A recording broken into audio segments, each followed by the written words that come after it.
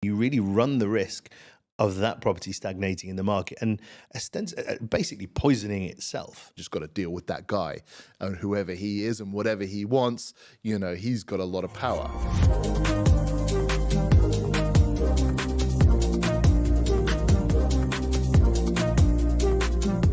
Hello team, welcome back to the Two Fat Brokers podcast on this wonderful Sunday afternoon. I'm Barney from Dubai. I'm Ben from Abu Dhabi. I thought as a different change of pace we would film this in Ben's living room. We're sunning ourselves by the fire and it's only 45 degrees outside. Today we are going to talk about the importance of pricing your properties correctly. Now, obviously, this goes out to selling agents and to sellers alike.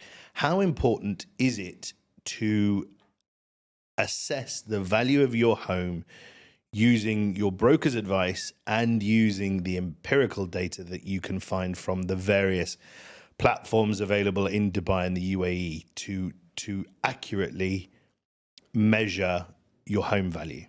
But I mean, here, particularly in the UAE, a lot of people will say, well, I want to go out with a higher price, so there's room for negotiation. Yeah, which I How do you feel applaud. about that? No, I think having sold houses here for a very, very long time, it's very rare to achieve asking price. The demographic of the part of the world that we live in, people love to negotiate. So I'm all for putting on a slightly higher price to allow room for that negotiation.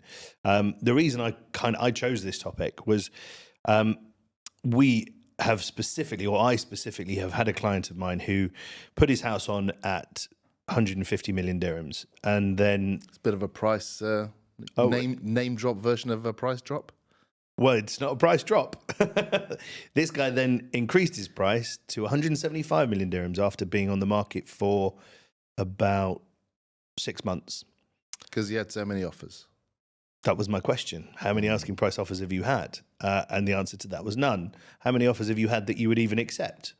The answer to that was none. And then after that, he increased it again to the princely sum of 225 million dirhams. Wow. He's making a lot of money out of this sale.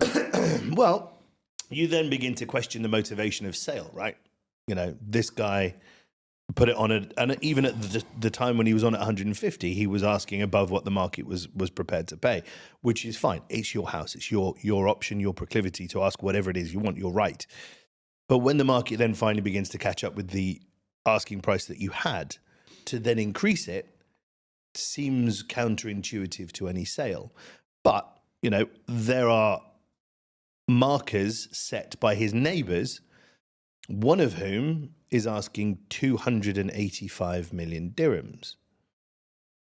And that was a price given to him by a real estate agent with no real justifiable reasoning other than I think they just wanted to get the listing and told the seller, this is what we can get you. So what should a seller, so if you're trying to work out the value of your home, assuming you're a motivated seller, and it sounds like maybe this guy is not motivated and that's the issue. But if you are a motivated seller and you definitely want to sell, how do you value your property? Obviously, trusting brokers can be risky. If this broker of yours, has given it with this broker friend of yours, I know you're very close. If he's given him the wrong price, so how can someone verify that? How can an individual find the price? Yes, it's a very good question. In Emirates Hills, because everything has been custom built, 95% of the community is custom built, it's very difficult to simply choose a number unless you have the historical data that you would have from being in the market. For other things, obviously Dubai and Abu Dhabi to an extent, it's a lot of, the same floor plan replicated and occasionally flipped. But, if you're in, let's say, the Meadows, this style of Meadows is going to be the same style throughout the whole community. The only thing that changes is your view, right? So you can easily go back through DXB Interact, for example, and there are other ways of doing this. But let's use DXB Interact for this point. You can go through and say, okay, my style of Meadows house sold the last sale was this much, the previous sale was this much, and you can build up a financial model. The only thing that's changed is, okay, it had a lake view or it was a back-to-back, and therefore that price is going to change. It's very easy to then calculate what your house should be worth. Emerald Hills is slightly different, so we'll park that as an option. So if you're a seller, you'd recommend that people, if you're seriously thinking about selling and you want to know what price you should probably expect, the best thing is to do your own research.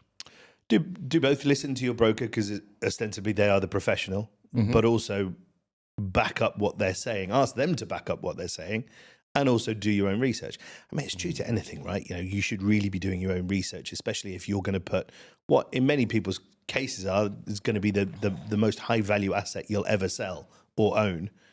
You need to make sure you're pricing it right, because the worst thing a listing can do is stagnate on the market, right? If someone knows that this house has been on the market for a year, they're going to think, okay, well, there's probably something wrong with this. Now, it's either that the buyer isn't motivated, the seller isn't motivated, there's a problem with the house, or, I mean, a myriad of other reasons. But this is why pricing is important. You need to set yourself a time limit when you're selling a property. I want to have this sold within the next 6 months or 3 months. And you need to work with your broker to make sure that happens. But if you overprice something, and then increase the price again, you really run the risk of that property stagnating in the market and basically poisoning itself by just being around too much. Because you think, but how do people know that it's been in the market that long? Because on the property portals, you can just refresh the listing, and it looks like it's like, and you can even get a new listing tag if you've refreshed it and it's like less than a day old. I mean, a buyer will know because they'll have been offered it. I mean, buyers don't buy within a month. They look around, they assess the market, they try and get the best option, and they will be constantly being offered this property by various different agents, and they'll know this one has been around for a while. Yes, you can refresh, and this is a property portal conversation for another time. But people know. Real estate agents will know. They'll tell their buyers, this has been on the market for a long time. I reckon we can get it for a good price because the guy's not sold, right? So it's important to set yourself a goal. And to do that, you have to be on point with your pricing. How do you do it in Abu Dhabi? Do you have a DXB Interactive alternative? We do. You got to pay for it. So only a few brokers have it. It's called Quanta. And it Government run? Yes. It basically uses the government data. So we can see what things have sold for. You can't see the unit number, so it's hard to work out, the view, but you can pretty much see what things are selling for, which is very useful. And it's only been around for about a year and a half. Do you use it? All the time. Daily. Yeah. Because in the end, also brokers, might struggle to value something because unless, you're selling a lot of what you've got, you're not going to know exactly what the transactional price is. So it's important for brokers to be aware. And also, a lot of brokers, they work in vast areas. Realistically, a broker should be like, okay, I'm like an Arabian ranches broker and I'm going to dominate that and, know everything about it. But a lot of brokers, particularly if you work on referrals, you'll start working in different areas, and you need to familiarize yourself with the prices there. That's important. Your brokers specify in specific areas, right? We try to, but then also a good broker will get a lot of referrals. So they'll get someone say, "Oh, you sold a house to my friend. I want a house in this area," and maybe they're not that familiar with that area, but they're obviously gonna represent their client. So, riddle me this: what happens if you have a seller? And the seller says, I want X for my property, and that's 25% overvalued. Yeah, so from our perspective, we'd give them a valuation sheet, which shows the data from Quanta, and we'll say, you're over market price, and if they want to stick to their price, we'll say, okay, great, we can't list your property because it would waste we say your time, but obviously we mean our time and resources.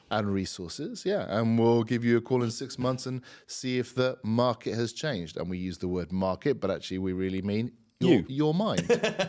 Yeah, so we try and say it in the nicest way possible. But there are and actually this is something that we'll come on to later, because of the way that people find sellers in the UAE, often through cold calling, you get a lot of sellers who are not motivated. If this was the UK, if you wanted to sell your property, you'd wake up one morning and say, I want to sell my property. I'm going to go find myself a real estate agent to list it for me. And you're a motivated seller because you want to. Here, people call you up and say, hey, do you want to sell your property? And some people go, well, not really, but if you can make me rich, I'll sell it. I've done it. So there's a lot of those sellers out there, and that's why there's so much junk on the property portals, to be honest, because a lot of, and particularly if someone's wants to sell their unit for 280 million, agent's going to list that. He's not going to say, well, it's a bit overpriced, because there's an outside chance that it could make him rich. So there's a lot of unmotivated sellers out there, and as brokers, we need to sort the wheat from the chaff, because if you're putting something overpriced on the property portals, you're not going to get calls from it anyway. So you're just, so going back to what you said about people just saying, well, if you're going to make me rich, I've done that with a property that I own, and it's an investment. So they said, look, can we go around and take photos? And I stopped them and I was like, I'm asking about 30% above market value. And they were like, yeah, but we just want to go around and take photos so we can market it on the portal. In my head, I was like, you're just burning the money of your company. I mean, you don't care. It's not costing you anything. But actually, with our brokers, any listing that they want to then go and take photos of, we're like, right, show us the market comparables. And if you've listed something that's way overpriced, we're not letting you take photos. I mean, a photo shoot's not going to change the world in terms of our bank balance, but it's really a question about allocating resources. And also, do we as a real estate company want to be associated with wildly overpriced property? Yeah, that said, I put my hand up and go, I have one of those on the market. Well, I mean, we started off the top here with your example, right? So he started at 150, which was overpriced. You listed it, then he moved it up to whatever it was, 180. You listed it. Now he's I haven't listed it. Oh, okay. No. Now he's at 220. No photos, no marketing. So this person is I think the classic, not really a seller. The guy who, the market's going up and he's just chasing it up. Oh, actually, when there was a downturn, we'd have people chasing it down as well, where they'd be reducing their price, but only after the market had fallen. So it's still completely unsaleable.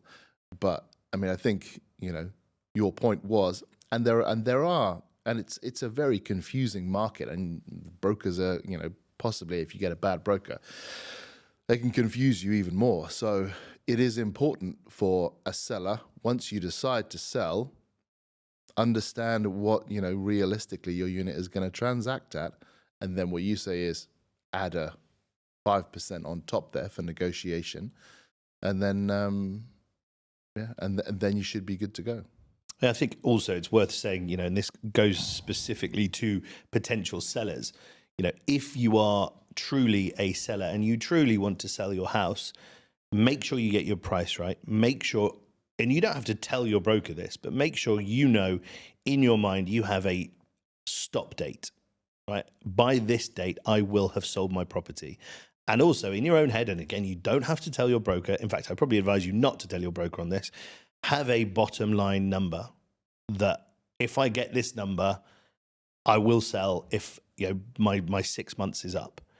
Because at that point, you've realized that you've come to the end of your journey and your goal is to sell your house. And okay, you gave it a chance by putting it on 5%, 10% above market value. You haven't got it, but you've got your reserve number. Have those in place. And then by the end of that 6 months, you will have sold your property. The reason I tell you probably don't tell your broker what your bottom price is because brokers tend to have a proclivity to go, okay, that's his bottom line, that is my target. And obviously, once they know that, there's no chance of you ever getting a higher number than that. So keep that in mind. Yeah, I mean, conversely, and I know I've kind of, when I look at property, if I'm looking to buy property, I don't really look at the negotiability of a price. I look at the price, I look at the rent return, I work out the yield. Is that good? Is that bad? If it's good, I'm interested. If it's bad, I'm not going to call up the owner or whatever it is and say, hey, I know you've got it on at, X amount. Would you take so and so amount? But that's probably being British and probably No, it's being also me. you're talking about an investment, Yeah. right? And there's plenty of investment opportunities. So why go through that extra rigmarole of trying to negotiate someone down if the immediate number doesn't work? I get it. I get it. That's a But lot you say of calling. some people, it's important for some people to feel like they got to win.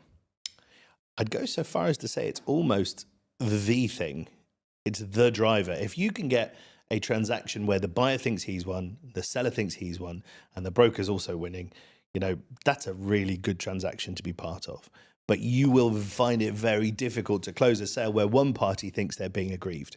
Because at the end of the day, a lot of this doesn't even come down to the number. It just comes down to what you feel about the deal that you're in. Yeah, people buy with emotion, but so that there's a difference here. Not so you, let's though. say You're not like me. a robot. Yeah, I am. Where let's say you've got an absolutely fair priced unit, it's market, and the buyer comes along and he's like, yeah, it's a fair price, and the seller's like, yeah, it's a fair price, and you do the deal, and that's great. But sometimes you get a buyer who comes along and is like, that's a fair price, I want a discount because I need to feel that I got a discount. Yeah. To emotionally be able to purchase this, even though it's a fair price, I need something. Which goes back to the, all of the years that we've been here selling property. Very rarely do you get an asking price offer. Very rarely, unless that house is super undervalued. Yeah, it's not necessarily silly to make an offer for the asking price. If it's a popular unit, you can waste your time, and we do have this. If there's a unit and there's a strong market for it, and someone goes like, well, can I have a discount? It can be gone to someone who's asking, offer or even higher. So it would depend on the state of the market, really. You don't want to hang around too long. If it's a popular property in a popular area, you're going to. But then, if they not underpriced it, if it's a popular unit in a popular area and he's getting lots of asking price offers, have you just not underpriced it? Should you not be asking 10% more so that the interest is still there, but you don't have the bun fight? I mean, that's an interesting point. So in some places, property goes to auction. You've got so many buyers. You go to closed bid auction or some other auction. I think in Australia, that's how they do it. So the house sale date comes up and everybody goes to the house. They're allowed to look around a couple of days beforehand, but everybody goes to the front porch of the house and you start bidding. And then whoever wins it gets the house. Yeah, I mean, nice problem to have for the most part here. And we generally just have one buyer per unit, and often sellers, and I guess it's like, I don't know, not in the culture. You're not going to accumulate buyers. You're like, okay, you put in an offer. Okay, give me 2 weeks. Let me see if I've got any other offers. Normally, it's like, yeah, I accept your offer. Let's go to MOU or whatever it might be. So, I guess the culture and the way the real estate market works here is if you find someone and they're offering, your negotiation works out, you sign the deal, as opposed to, what might happen elsewhere is, you get 5 or 6 buyers for the same property and you try and play them off against each other. And that's actually one of the trainings that we've done from this American guy called Tom Ferry, who's a really good real estate trainer.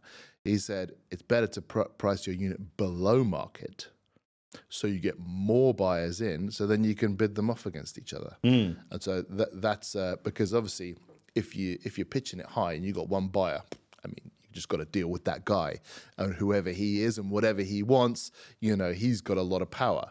But if you've got 4 or 5 people and they're interested and they're like, yeah, I'm keen, you can maybe bid them up, pick the best one, pick the cash buyer if that's important to you, or whatever it might be, the guy can transact the fastest. Yeah, so you watch these TV programs, selling Sunset, buying OC, debating NYC, whatever you want to call them this week. They have quite a few offers on the table, right? You see these things and they have their open houses and then they line up all of the offers in front of the seller and they go, look, Mr. Seller, you've got a higher price here, but contingencies. You've got a full cash offer here, and then a lower price, but no contingencies. So yeah, I mean, I see it's a good problem to have. But what we used to do in the UK is we would go to sealed bids. So if you had five or six, two or three, whatever, if you had multiple buyers for a unit, you would write to their solicitors or write to them individually and go, on this date, you must have submitted your full and final offer, and we will open the envelopes with the seller and they will pick one. There is no comeback after that. So this is your full and final highest bid. And then whoever got the highest bid or the best terms, the seller would pick. So how would you get all these buyers? What, the first buyer comes in, he's offering, asking, you don't just go, done, we're out of here. No, because you've got a list. You've got a week's worth of showings, of viewings. So you say, okay, Mr. Buyer, that's fine. But if you want to cancel all of these, you got to pay a bit more. Otherwise, we're just going to go ahead with our week's worth of viewings, and then at the end of that week, if there's no other offers, bang, you've got the sale. If there's other offers, then we'll go to negotiation, or if the seller wants to go to sealed bids, you go to sealed bids. Yeah, okay, very interesting. So I think we've covered this. I think in conclusion, how important is it to price your property correctly? I think there's a couple of schools of thought. I mean, I think if you do your own research and yet you put it on slightly above what all of the other properties have sold, it gives you the opportunity to make a little bit more. But I think the main thing is do your own research as a seller. Listen to your broker, but don't take their word as gospel. Do your own research. I quite like the idea of pricing it a little bit lower, scooping up all the buyers in the market, and then, trying to Good luck get the best persuading deal. one of your sellers to do that. Yeah, and also when I think about it, if I was selling my own property, it'd make you a bit nervous if you were deliberately doing that. But hey, maybe it's something we should experiment with. I mean, with again, other people's anecdotally, houses. there was a chap who went to auction with his own house recently. In UAE? In the UAE, yeah. Had a beautiful home, wasn't getting the price that he wanted, and he just said, "Okay, fine, I'm going to go to auction." Bids must be, I didn't really follow up with it much, but I mean, the house is still for sale, so obviously didn't reach his reserve. But yeah, he took his own house to auction. Yeah, I mean, there are auctioneers here, mostly for distressed stuff from the banks, but there is at least in Abu Dhabi, there's a function where you can be registered as a real estate auctioneer. Yeah, I mean, Emirates Auction. Yeah, that's where all of that. But that's where when banks are foreclosed on a property, they then by law have to auction it. But that's a podcast for another time. Agreed. I've been Barney from Dubai. I've been Ben from Abu Dhabi. We have been the Two Fat Brokers, and thank you very much for joining us. See you next time. Bye.